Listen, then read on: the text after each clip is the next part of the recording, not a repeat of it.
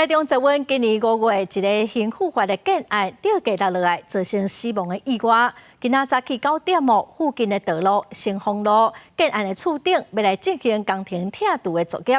台中市都市发展局是表示继续5天的工程，因会严格来监督。 保护栏设为早，期9伫路口进行严格交通管制。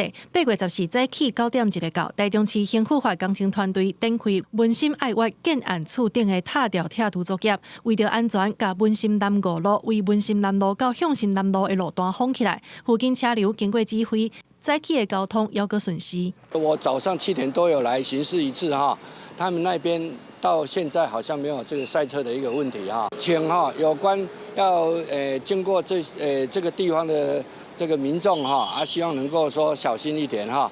今年5月7日，刑事法文心爱挖吊管落落去，造成台中捷运的事故。劳动部职业安全卫生署伫7月17同意拆掉拆除，拆除作业为8月14开始，连续5天。吊车会以正科室的方式，袂去登到台中捷运轨道的顶头。拆除作业也会休准来实施，特别配合捷运班次出入通路公园站的时间。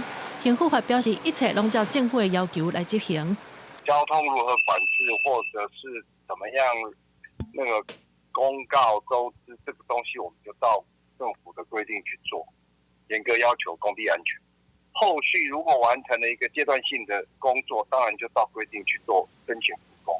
吊挂作业时必须配合捷运的班次，才能够进行所谓吊臂的上升跟下降。